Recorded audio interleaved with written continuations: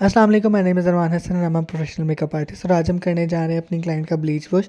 जैसे कि आप देख सकते हैं कि हमारी जो क्लाइंट है उनको ग्रे हेयर का ऐसा बहुत ज़्यादा इशू था। और सेकंडली ये कि हमारी जो क्लाइंट थी उन्होंने लाइक 30 to 35 ईयर्स तक जो था उन्होंने मेटालिक डाई का किया हुआ था। और लेकिन अब वो जो था अपने बालों को थोड़ा सा चेंज करना चाह रही थी, इसीलिए हम लोगों ने डायरेक्ट जो था कट डाउन का डिसीजन नहीं लिया। हम लोग इनको ब्लीच वॉश कर रहे हैं। अच्छा, ब्लीच वॉश का तरीका मैं आपको बताता चलूँ। ब्लीच वॉश के लिए आपने क्या करना है, आपने 40 वॉल्यूम का कट डाउन बनाना है। 40 वॉल्यूम हमने इसलिए डिसाइड किया था क्योंकि आपको पता है कोटिंग बहुत ज़्यादा हुई हुई थी क्लाइंट के बालों के ऊपर। तो आपने 40 वॉल्यूम के साथ ब्लोंडर डाल के, अच्छा नॉर्मली हम लोग जो है 1:1.5 का भी कट डाउन बना लेते हैं, 1:1 का भी बना लेते हैं। लेकिन इनके ऊपर ब्लीच वॉश के लिए हमने 1:2 लाइक आपका एक रेशो होगी ब्लोंडर की और 2 गुना उसमें से रेशो होगी डेवलपर की। अगेन एक्सप्लेन कर दूँ आपको, हमारी एक रेशो होगी ब्लोडर की और दूसरी दुगनी रेशो उसमें होगी हमारे डेवलपर की। और इसमें हम लोग जो है थोड़ा सा मास्क ऐड करके, जितनी क्वांटिटी हमारी उसकी ब्लोंडर की होगी उतनी क्वांटिटी में हम लोग मास्क ऐड करके एक मिक्सचर बनाएंगे। और इस मिक्सचर को जो हम लहगा ब्लीच वॉश कहते हैं। अब उसके बाद हम लोग मोटे मोटे सेक्शन लेके क्लाइंट के रूट्स को छोड़े बगैर हम लोग जो है इनके पूरे के पूरे बालों के ऊपर इस मटेरियल की एप्लीकेशन करेंगे। ऑल दो रूट्स अभी आप देख सकते हैं कि हमारा जो क्लाइंट है उनकी रूट्स जो थी बहुत ज़्यादा ग्रे थी, और इस वजह से भी जो था हम उनकी रूट्स छोड़ रहे थे। बिकॉज आपको पता है ऑलरेडी ग्रे हेयर्स हैं। तो ग्रे हेयर से मुराद ये है कि आपका जो क्लाइंट है उनके बाल ऑलरेडी वो हैं कलरलेस है बाल, ठीक है। तो उनको मज़ीद आप कह लें कि ब्लीच वॉश करने का या कट डाउन करने का कोई भी आपको कह लें किसी चीज़ का हासिल नहीं है।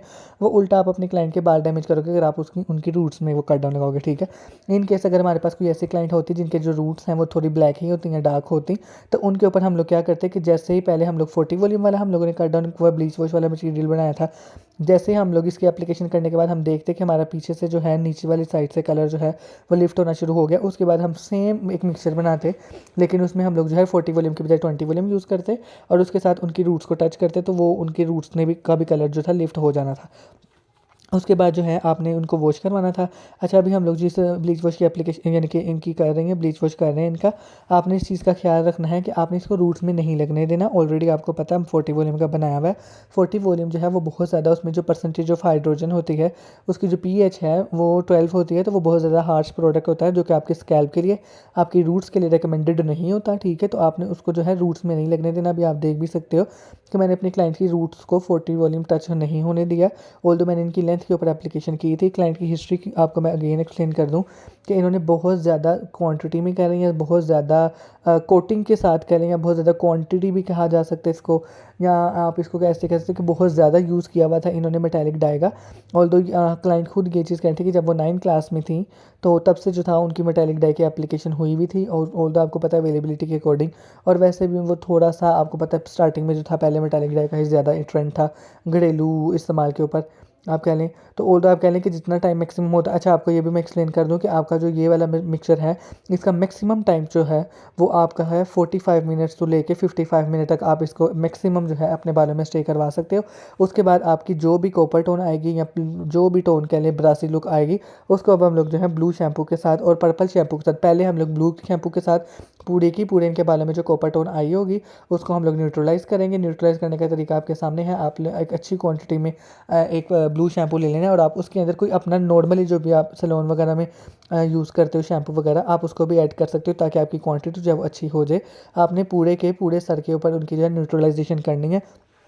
आपको पता है जो हम कलर व्हील पढ़ते हैं आईसीसी में, इंटरनेशनल कलर चार्ट के अंदर, उसमें जो कॉपर के ऑपोजिट हैं कलर आते हैं उसमें आ जाता है आपका ब्लू, ठीक है।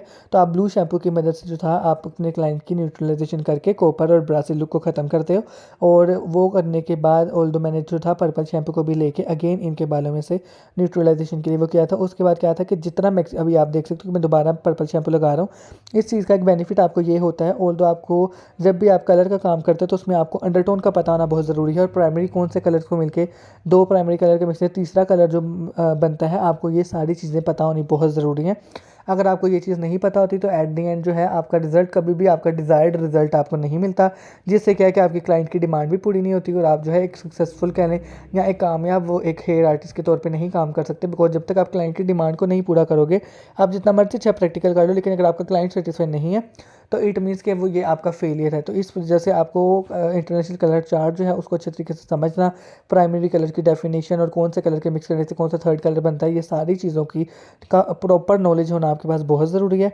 ओके, इनके वॉश करने के बाद ये मैंने एक मिक्सचर बनाया था जिसमें रूट्स में हम लोगों ने जो लगाया था उसमें आपको सारा बता देगा कि 7.0 3.0 20 वॉल्यूम के साथ जो था क्वांटिटी अब मैंने अपनी क्लाइंट के अकॉर्डिंग इसमें मेंशन की हुई है। वो आप इवन के वीडियो को पॉज करके आप उसको दोबारा एक्सप्लेन कर लेते हैं, वैसे मैं आपको वर्बली डिक्टेट कर दूँ।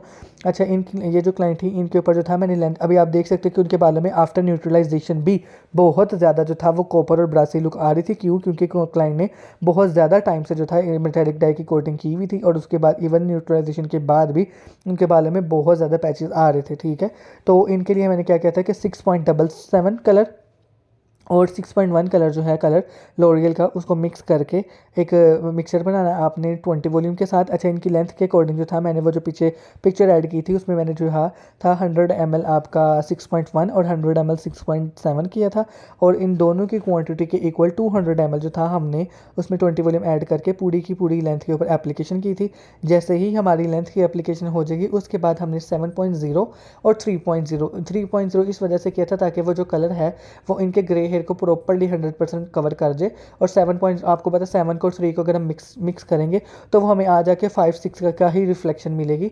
तो जो लेंथ पे हमने कलर था वो ऑलरेडी हमने 6 लेवल के अंदर से कलर डिसाइड किए थे, लाइक 6.1 और 6.7। अगर मैं इसको भी एक्सप्लेन करूँ तो आपको पता है 0.1 में ऐश की रिफ्लेक्शन होती है और ऐश का जहाँ पे भी जिक्र आता है इट मीन्स उसमें ब्लू है। तो मैंने इनके बालों के ऊपर वो 6.1 का डिसीजन इसलिए लिया था कि इनके बालों में अभी भी ऑलरेडी जो कि वो एक ब्रासी और कॉपर टोन आ रही थी, तो उसको मैंने न्यूट्रलाइजेशन के बाद भी अपनी तरफ से पूरी कोशिश की थी कि हम लोग कलर को ऐसा डिसाइड करें जो कि इनके कलर के साथ साथ जो था इनके बालों का जो एक कॉपर टोन है उसको भी ख़त्म कर दे। तो इस वजह से इस कलर को लगाया था और इसके बाद ये जैसे अभी आप देख सकते हो कि पूरी की पूरी लेंथ के ऊपर हमारी एप्लीकेशन हो गई है।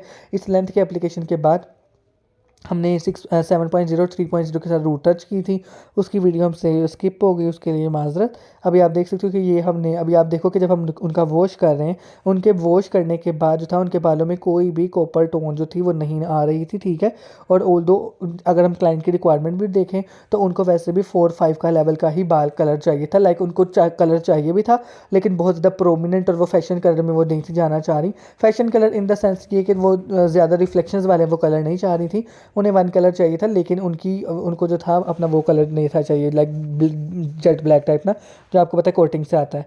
और ये थी हमारी फाइनल लुक, बहुत खूबसूरत कलर आया था और आप देख सकते हैं कि किसी भी जगह के ऊपर किसी किस्म का कोई पैच नहीं है। मज़ीद वीडियोज़ देखने के लिए हमारे चैनल को सब्सक्राइब करें, कैसा लगा कमेंट में ज़रूर बताइएगा। थैंक यू, अल्लाह हाफ़िज़।